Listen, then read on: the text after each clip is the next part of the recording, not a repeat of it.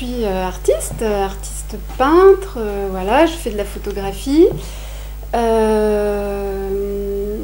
Donc j'expose mon travail dans ma galerie parisienne, Place des Vosges, voilà, qui s'appelle Art Symbole. Comment tu es artiste? Ah bah depuis de très longues années. C'est vraiment quelque chose, c'est une formation que j'ai eue. Oui, voilà, tout à fait. Voilà, donc... Dans le domaine de la peinture. Alors voilà, la peinture et la photographie. Voilà, où j'ai créé des mises en scène, où je faisais intervenir donc des personnages. Voilà, enfin on peut découvrir mon travail sur le site de ma galerie parisienne, Art Symbole. Voilà. Bah, je pense qu'on va rentrer dans le vif du sujet. Dans Paris, tu as écrit un livre qui s'appelle Les Bienséants. Oui. Je trouve ce titre absolument magnifique. Oui. Est-ce que tu peux nous parler de ces bienséants et nous raconter l'origine des expériences qui t'ont amené à écrire cet ouvrage? Eh oui, il faudrait peut-être déjà reprendre le début, faire un peu une synthèse du début de l'expérience, comment tout ça est arrivé. Parce que, voilà. Pour arriver au bienséant. Pour arriver au bienséant, bah oui, c'est donc toute une aventure. Alors, pour récapitulatif, donc il y a à peu près 1 an et demi, 2 ans, donc tout a commencé à ce moment-là, puisque avant tout ce que je vais raconter, j'étais complètement profane du monde de l'au-delà, profane du phénomène OVNI, enfin, j'étais absolument pas initiée à tout cela. Complètement inculte, enfin vraiment en dehors de tout ça. Tout a commencé lorsque, avec mon mari, on venait de vendre notre appartement, puisque en fait les enfants étaient partis, donc on avait un grand appartement qui servait plus à rien, on va dire, et on avait décidé, en attendant de savoir ce qu'on allait faire d'une façon pratique, d'aller dans des louets, meublés, enfin, etc. Et nous avions trouvé un appartement qui se situe en dessous de la basilique de Fourvière, donc qui est sur le site de l'Antiquaille. Voilà, et donc c'est un site un peu particulier, puisqu'en fait c'était un ancien hôpital, mais bon, pour moi ça n'avait rien évoqué, hormis que c'était réhabilité, voilà. Et tout a commencé ici, où j'ai commencé à avoir une fois qu'on était installé, j'ai commencé à avoir comment on peut dire, des êtres, des gens qui entraient dans mon esprit. C'est difficile hein, après de trouver les mots, et puis bon là, il faut que ça démarre en fait. Je voyais, visualisais en permanence des gens dans mon esprit, souvent avec des faciès assez douloureux, en souffrance. Comment expliquer ça? Et je pouvais mais les voir précisément, je pouvais les dessiner, je pouvais raconter leur vie. Et comme ça, voilà. Donc ça a duré un certain temps, jusqu'au jour où j'ai fait l'observation dans ce lieu d'une femme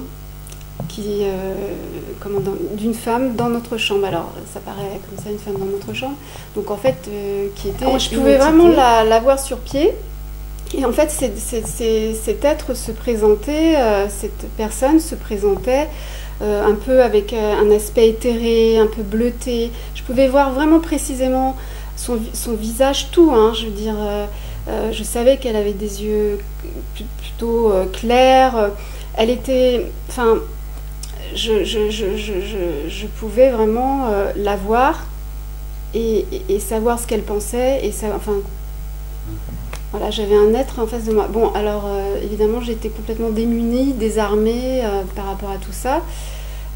Donc on a été expulsés de la chambre, puisqu'elle avait décidé d'être là jour et nuit.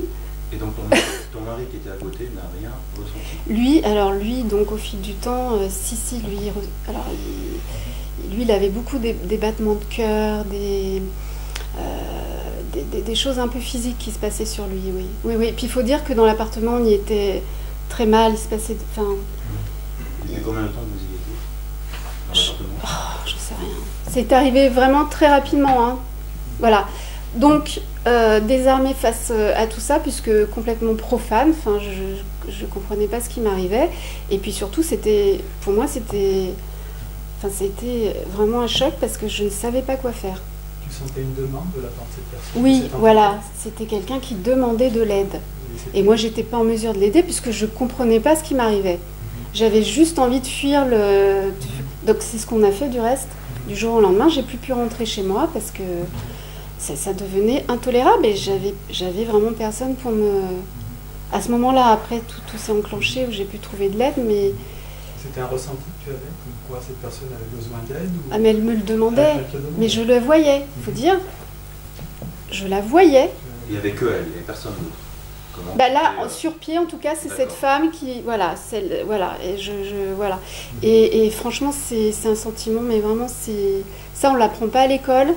Parce que, bon, c'est dommage, parce qu'il y a plein d'enfants qui vivent des choses comme ça. Enfin, des enfants et des adultes, mais je pense qu'il y a beaucoup de gens, et ça, je tiens à le préciser, qui doivent se retrouver dans des maisons psychiatriques et enfin, ils ne devraient pas y être, quoi. C'est juste qu'il manque d'écoute, il manque d'attention. Ça, c'est la première expérience. Voilà, tout a commencé comme ça. Le choc, c'était violent, mais vraiment, hein, violent, parce que vraiment, c'est... Et qu'as-tu commencé à faire ensuite? Ta première réaction pour certaines défenses? Qui as-tu voulu voir, rencontrer? Alors, moi, j'ai été chercher dans les livres, évidemment. J'ai été chercher des explications dans les livres et donc je suis tombée sur Alan Kardec. Merci Alan Kardec. C'est lyonnais d'ailleurs. Exactement. Tu ne connaissais pas Alan Kardec? Non, pas du tout. Et Alan Kardec, et là il m'a... Alors vraiment j'ai puisé quelques explications. Oui, le livre des esprits et puis il y avait le livre des médiums. Mais bon, je l'ai pas tout lu dans la foulée. Enfin, voilà, en tout cas, on a fui le lieu. Du jour au lendemain, j'ai plus pu rentrer parce que cette femme était... elle captait mon esprit, elle me captait, quoi. Et on est parti comme ça un soir et... Très bien. Et j'y suis retournée très accompagnée pour pouvoir faire mes valises et après c'était terminé. Donc vous avez quitté cet appartement? Oui, du jour au lendemain. Du jour au lendemain. Heureusement, c'était des loués meublés, donc bon, oui, il s'avère que ça n'a pas été trop compliqué. Et ensuite, alors qu'est-ce qui s'est passé dans ta vie? Eh bien ensuite, les phénomènes ont continué, se sont amplifiés et partout où je passais, je pouvais voir effectivement des défunts, des défunts. Voilà, j'ai vécu un... Ta deuxième maison? C'est ici la deuxième maison? Non, j'ai eu un autre lieu. Du coup, après, on a emménagé du côté de la rue Mercière parce que je voulais justement être dans un lieu où ça brasse, pour que mon esprit soit continuellement sollicité, pour pas être jamais dans le silence en fait. Parce que du fait, quand on est en position de détente, dans le silence, etc., on perçoit mieux, évidemment. Si notre mental est sollicité en permanence, on reçoit moins les choses, hein, d'accord? Donc j'avais besoin d'être vraiment dans un lieu où ça bougeait, j'ouvrais les fenêtres, j'avais besoin de vie. Alors maintenant c'est carrément l'inverse, hein, je supporte plus. Et donc voilà, donc ça... Et puis bon, à partir de là, effectivement dans ce lieu est arrivé plein de choses extraordinaires. Hein.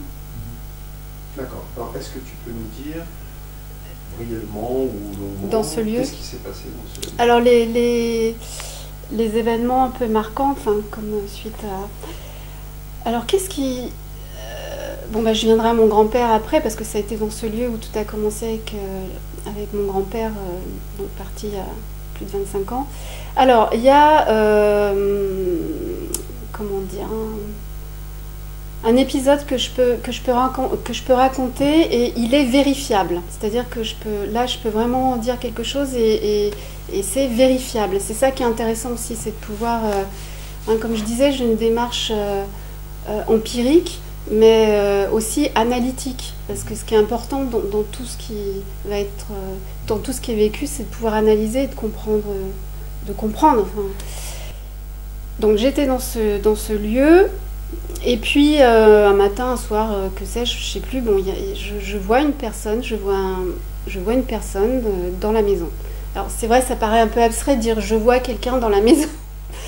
Mais bon, bref, je les vois. Donc, je vois une personne, donc elle était comme ci, comme ça, etc. Et puis je dis, mais c'est étrange parce que cette personne, bon, déjà je continuais à être très déstabilisée à cette époque-là, hein, je n'avais pas fait le tour du problème. Hein. Et je dis, mais c'est étrange parce que cette personne ressemble au propriétaire qui nous loue les lieux. Alors là, je dis, qu'est-ce qui se passe, etc. Et cette personne me suivait dans la maison, etc. C'est très désagréable, c'est très difficile à vivre. Parce qu'à cette époque-là, je ne pouvais rien bloquer, je ne savais pas du tout comment faire encore. Et voilà, et puis, donc là, je me pose évidemment tout un tas de questions, j'avais juste envie qu'elle parte. Et puis, à cette période-là, j'ai peut-être un peu sauté des étapes, mais je communiquais par écrit avec un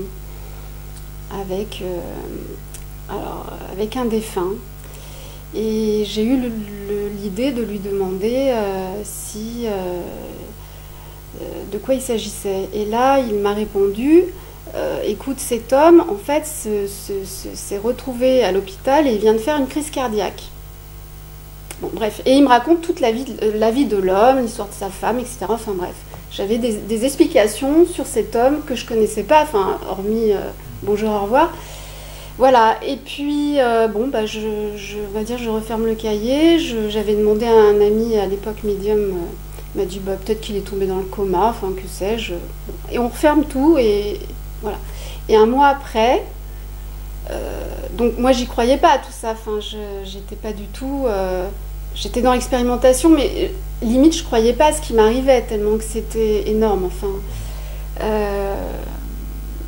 Et un mois après, quelque chose comme ça, mon mari rencontre la femme la propriétaire, et là elle lui explique il y a un mois, donc à la date où j'avais pris la communication, que j'avais vu cet homme, il y a un mois, mon mari, on était en Afrique, et mon mari donc a fait une crise cardiaque et s'est retrouvé à l'hôpital. Alors là, c'est mon mari qui a réceptionné, c'est pas moi, hein. Et donc là, j'ai dit, bon, il se passe quelque chose. Enfin, ça aussi, ça mériterait d'être analysé, étudié. Enfin, il faut comprendre. Donc cet homme, il n'est pas mort. Enfin, donc il n'est pas passé de la mort, j'aime pas dire, mais bon, il n'est pas passé de l'autre côté. Ceci dit, il a été certainement dans un état comateux. Il a fait une sortie de corps, sans doute. Je veux dire, après, maintenant j'ai du recul, donc j'essaye d'analyser tout ça. Est-ce qu'il n'aurait pas fait une sortie de corps ou peut-être une petite NDE?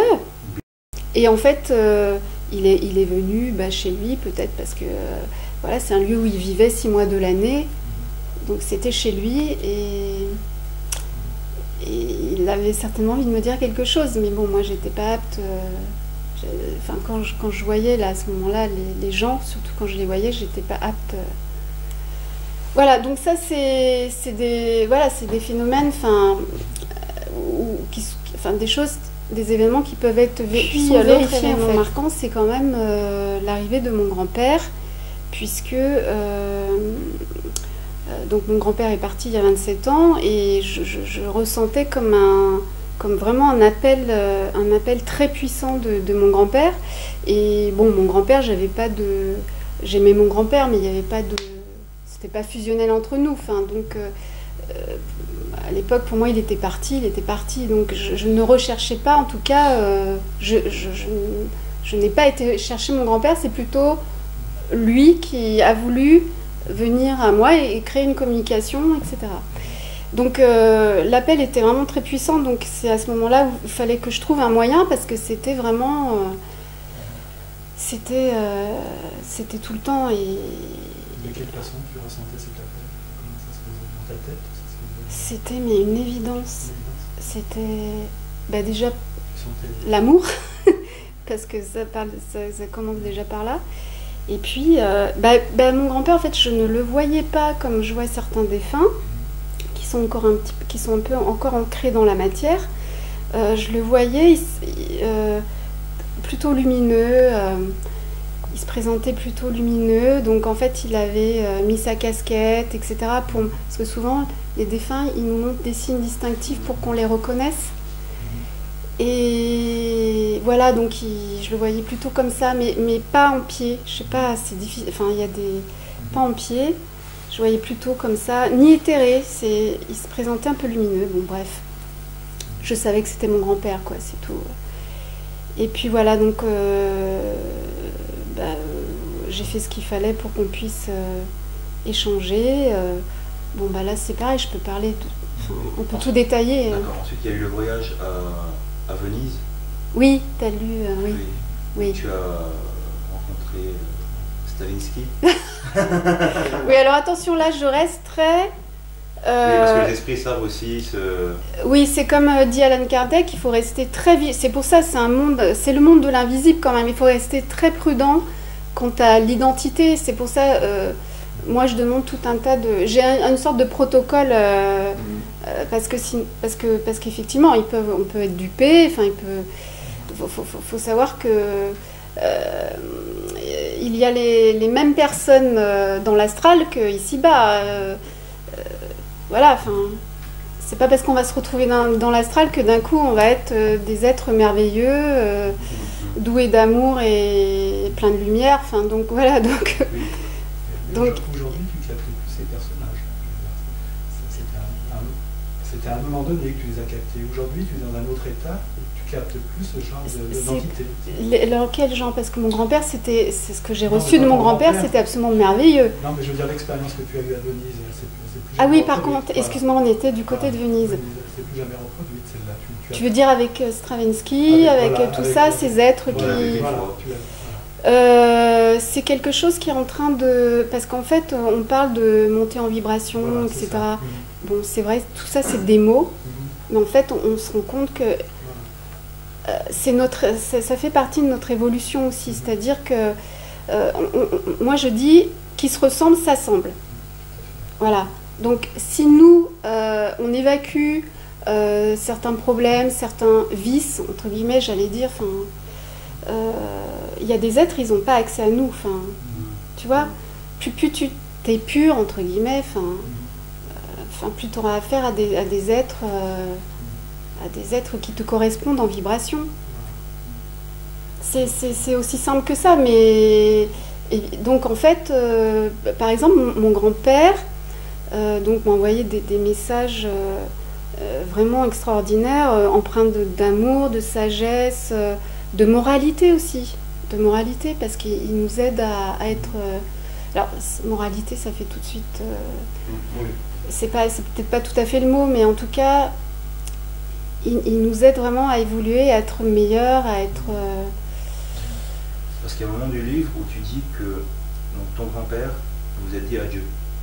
Ah bah oui, on s'est dit adieu. Donc, 3 mois, il est resté. D'accord, donc depuis ce jour... J'ai plus mon grand-père. Il y a eu des... Si, mais là je vais préparer le deuxième livre, parce que depuis le premier, il y a de l'eau qui a coulé sous le pont, hein, et j'ai vécu bien d'autres choses. Donc, il a fait des apparitions, 2-3 fois en fait, à chaque fois merveilleuses, mais bon, ça sera... Il doit se situer certainement dans un autre... Il n'est pas accessible, ouais. Ah ouais, complètement. Ah ouais, vraiment. Je n'ai pas accès à lui, non. J'ai pas accès à lui du tout. Pour le moment, j'ai pas accès à lui. Mais bon, là, c'est pareil. C'est comme mon papa. Enfin, je veux dire, je l'ai reçu pendant un moment. Depuis le livre, il s'est passé plein de choses. À nouveau, là, j'ai plus accès à lui. Je sais pas. Ma grand-mère, elle avait la maladie d'Alzheimer, donc comme elle est partie dans une espèce d'hôtel de récupération. Enfin bon, après, il faut trouver des mots. On n'a pas... Enfin, c'est pas... faut les trouver. C'est eux, ils nous trouvent des mots.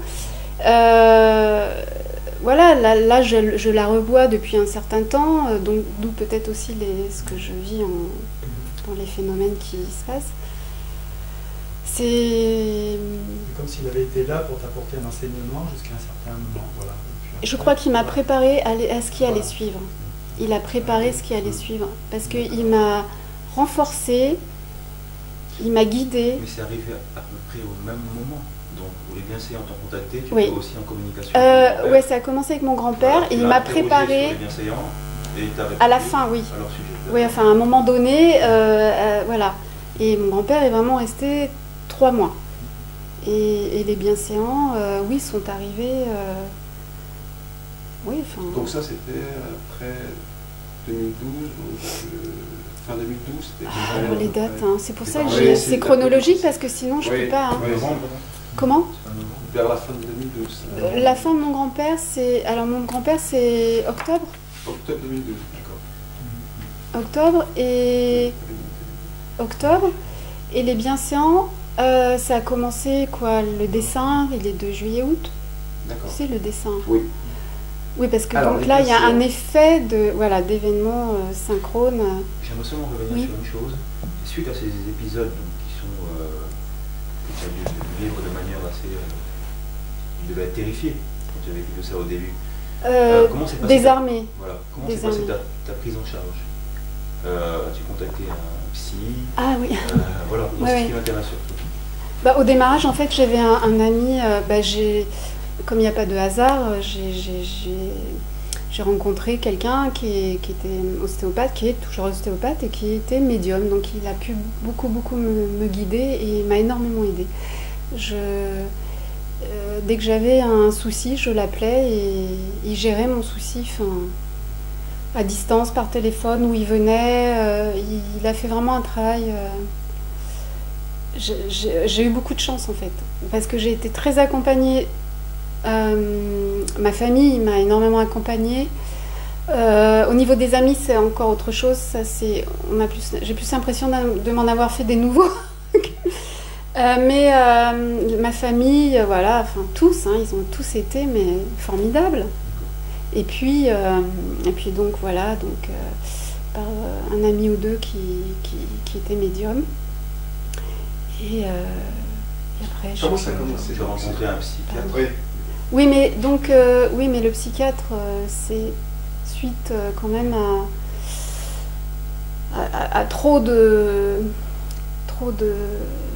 sollicitations, on va dire. Mais parce que donc Olivier Chambon, Olivier Chambon. Donc en fait, pourquoi j'ai rencontré Olivier Chambon? Donc Olivier Chambon donc, est psychiatre, hein, il est auteur de plusieurs bouquins, dont Expérience extraordinaire autour de la mort.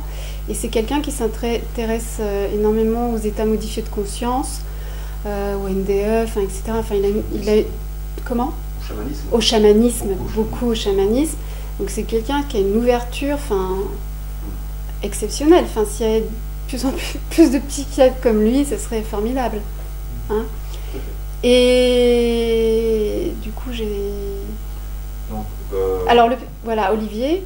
Donc, pourquoi j'ai eu affaire à Olivier? Parce que, donc, suite à une série d'événements, justement, par rapport aux bienséants, donc il y avait les défunts, ces êtres supranaturels. Moi, j'étais un petit peu dépassée, mais il faudrait peut-être que j'explique après pourquoi j'en suis arrivée là, quoi. Donc, effectivement, j'avais fait appel à lui pour pouvoir un petit peu comprendre ce qui m'arrivait. Et il n'y a pas de moment où je me suis crue folle, vraiment. Hein, je veux dire, c'est qu'est-ce qu'il dit Dalit d'ailleurs là-dessus? Il dit la différence entre un fou et moi, c'est que moi, je ne suis pas fou. Ça, j'aime bien Dalit. Et quand tu as rencontré Olivier Chambon, oui. Tu n'étais pas contacté par les bienséants en ce moment-là? Si. D'accord. C'est justement parce que là, ça commençait à faire un peu beaucoup. Ok, ça